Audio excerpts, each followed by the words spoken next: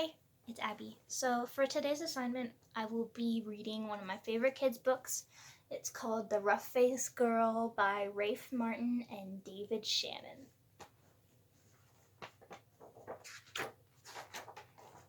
Once, long ago, there was a village by the shores of Lake Ontario.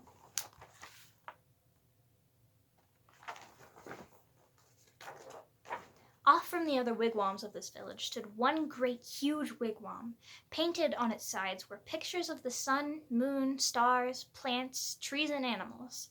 And inside this wigwam there was said to live a very great, rich, powerful, and supposedly handsome invisible being.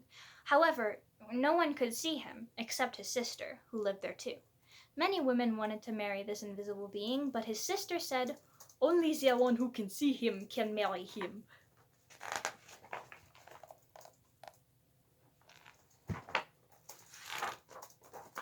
Now, in this village there lived a poor man who had 3 daughters.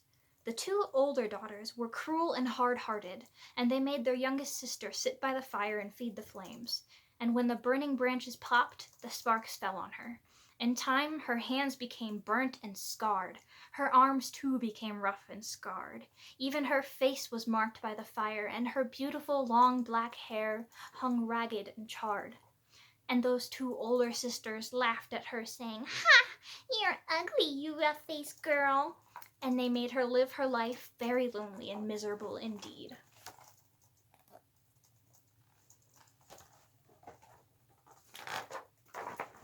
One day, these 2 older sisters went to their father and said, "Father, give us some necklaces, give us some new buckskin dresses, give us some pretty maided moccasins. We're going to marry the invisible being." So their father gave them these things. Dressed in their finest, the 2 girls marched through the village. All the people pointed and stared. "Look at those beautiful girls," they said. "Surely they shall marry the invisible being." And if those 2 girls were proud and hard-hearted before, they were even prouder now. They walked haughtily through the village. At last they came to the wigwam of the invisible being, and there was his sister, waiting.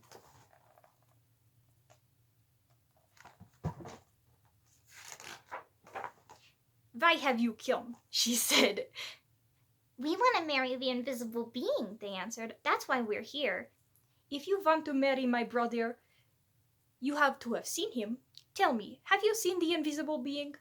"Of course we've seen him," they insisted. "Can't you see how pretty we are? Can't you see the beautiful clothes we wear? Oh yes, anyone can tell that we've truly seen the invisible being." "All right," she said quietly. "If you think you've seen him, then tell me, what is his bow made of?" And suddenly her voice was swift as lightning and strong as thunder.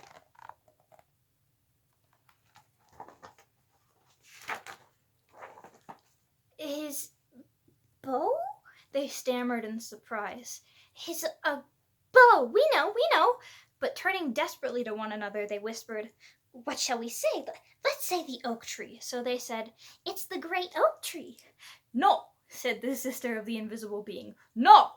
Oh, she saw at once how they lied. "Tell me," she continued, "if you think that you have seen my brother, the invisible being, then what's the runner of his sled made of?" We know," cried those 2 sisters. But whispering feverishly again, they wondered, "What shall we say? What shall we say? Let's say it's the green willow branch." "No," said the sister when she heard. "No, you have not seen my brother. Now go home." "Just test us fairly," they exclaimed. "We've seen him. Just don't ask us these silly questions."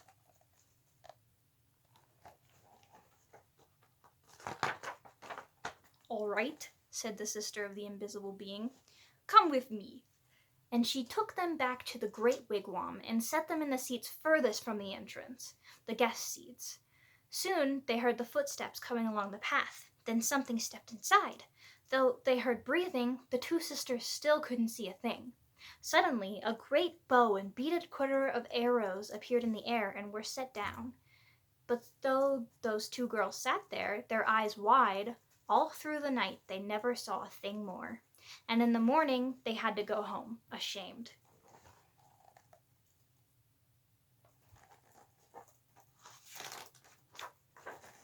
The next day the rough-faced girl went to her father and said, "Father, may I please have some beads? May I please have a new buckskin dress and some pretty moccasins?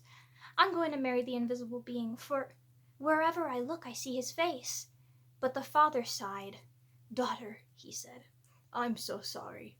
I have no beads left for you, only some little broken shells. I have no buckskin dress, and as for moccasins, all I have left are my own old, worn, cracked, and stretched out pair from last year, and they're much too big." But she said, "Whatever you can spare, I can use." So he gave her these things.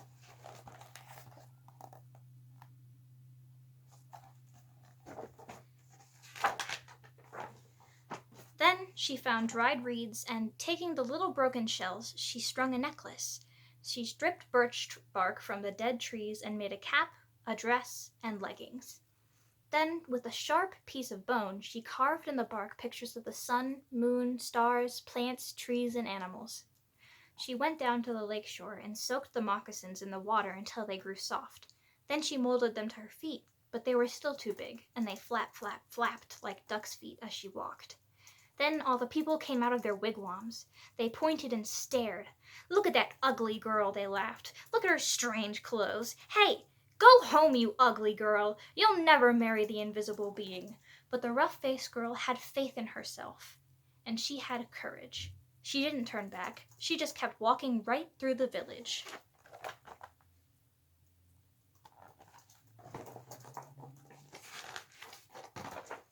As she walked on, she saw the beauty of the earth and the sky spreading before her. And truly she alone, of all in that village, saw in these things the sweet yet awesome face of the invisible being. This is peace. At last she came to the lake shore just as the sun was sinking behind the hills, and the many stars came glittering out like a fiery veil in the darkening sky overhead. And there, standing by the water's edge, was the sister of the invisible being, waiting. Now, the sister of the invisible being was a wise woman. When she looked at you, she didn't just see your face or your hair or your clothes, no. When she looked at you, she would look you right in the eyes, and she could see all the way down to your heart.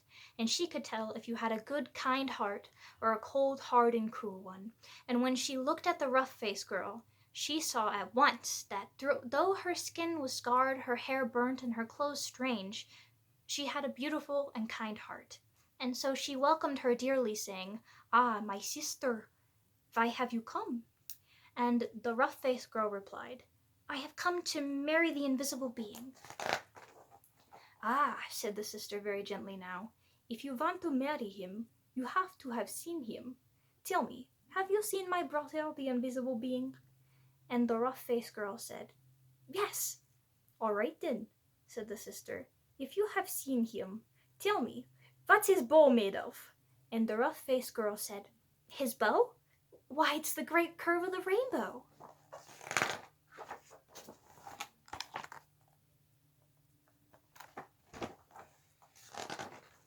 "Ah!" exclaimed the sister in excitement. "Tell me," she asked, "if you have seen my brother, the invisible being, what's the runner of his sled made of?" And the rough-faced girl, looking up into the night sky, said, "The runner of his sled? Why, it is the spirit road, the Milky Way of stars that spreads across the sky."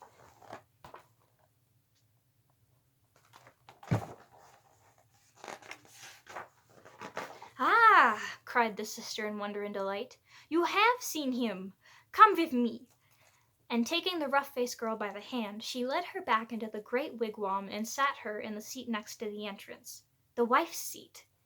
Then they heard footsteps coming along the path. Closer and closer. The entrance flap of the wigwam lifted up, and in stepped the invisible being. And when he saw her sitting there, he said, "At last, we have been found out." Then, smiling kindly, he added, "And oh, my sister, but she is beautiful." And his sister said, "Yes."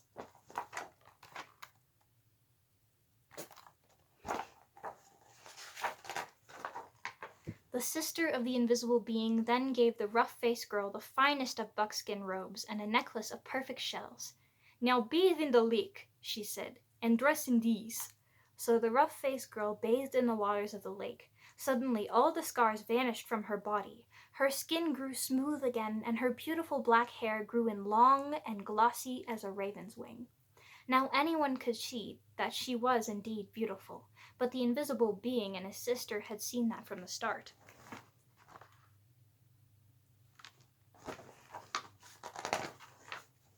Then, at last, the rough-faced girl and the invisible being were married. They lived together in great gladness and never parted. The end! Yay!